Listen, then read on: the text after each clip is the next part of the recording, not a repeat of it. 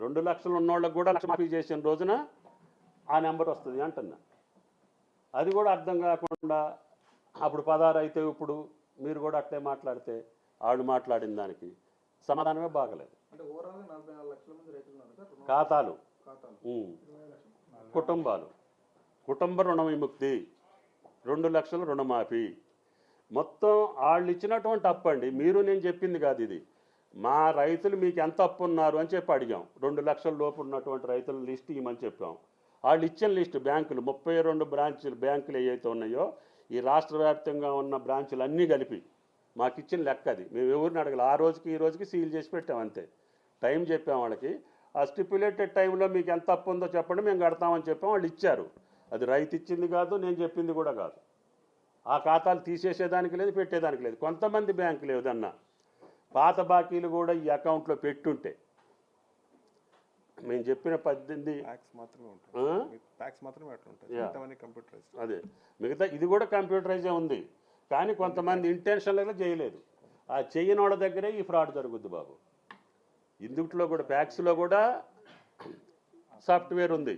కానీ ఆ సాఫ్ట్వేర్ వాడకుండా వాడు ఇష్టం వచ్చినప్పుడు రాసేదానికి పెట్టుకొని రైతులకు నష్టం జరిగే పరిస్థితి ఉంది. మీరు చెప్పిన దగ్గర అవి కూడా వెరిఫై చేస్తాం. రైతు భరోసాకి ఇవ్వాల్సిన డబ్బులు రైతు రుణమాఫీ ఆ అమౌంట్ ఎవరు ఇచ్చెళ్ళారు? అరే ఆరోపణ కాదు, మీరు అర్థం చేసుకోవాల్సింది ఆ మూట ఎక్కడ పెట్టి వెళ్ళారు?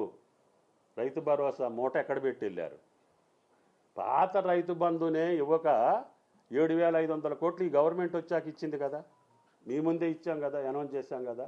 ఒకే రోజు 7,500 కోట్లు వాళ్ళు ఇవ్వాల్సినటువంటి రైతు బంధు, ఆ ప్రభుత్వం అనౌన్స్ చేసినటువంటి రైతు బంధు ఇవ్వకపోతే మొన్న ఎన్నికల్లో కదా, జనవరిలోనో ఎప్పుడు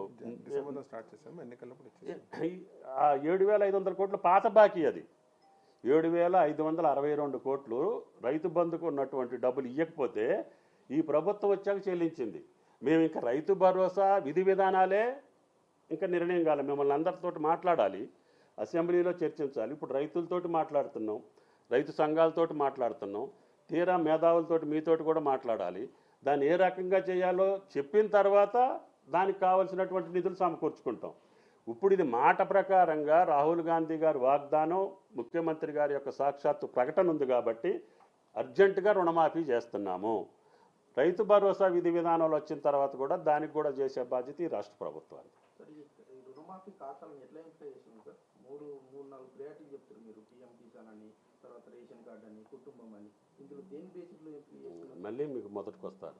పాత పద్ధతిలోనే జరుగుతుంది. పాత పద్ధతిలో కూడా ఈ ఆహార భద్రత కార్డు ద్వారాగానే కుటుంబ నియంత్రణ జరిగింది. కుటుంబ నిర్ధారణ రేషన్ కార్డు వల్లే జరుగుద్ది. ఏ డేటా లేదు. అప్పుడు అవైలబిలిటీ డేటా రాసుకున్నారు. అవైలబిలిటీ డేటా ఏం పెట్టి చేశారు రఘునందన్ రావు గారు అన్న, రేషన్ కార్డే ఆధారం అండి కుటుంబం నిర్ధారణకి అన్నారు. దాంతో కుటుంబ నిర్ధారణ జరుగుద్ది. కుటుంబ నిర్ధారణ కార్డు ఆహార భద్రత కార్డు లేనటువంటి నా బోటోడు నీ బోటోడు ఉంటే పాస్బుక్ ద్వారా మేము నిర్ధారణ చేసుకొని ఆ కుటుంబాన్ని నిర్ధారించుకొని ఆ కుటుంబంలో ఉన్న 2 లక్షలు కూడా మేము రుణమాఫీ చేస్తాం. అది బ్యాంకులకు సంబంధించింది. 1 మంత్ లోపలనే. జీవోలో కూడా 30 రోజులు టైం పెట్టి. ఎన్ని అకౌంట్లు ఉన్నాయి అంటే ఎన్ని ఫ్యామిలీలు ఉన్నాయి? మొన్న చెప్పినానికి ఇప్పుడు చెప్పినానికి టాలీ ఏమైంది? మొన్ననేమో 60 lakh అకౌంట్ గోల్డ్ లోన్స్ ఉన్నాయి.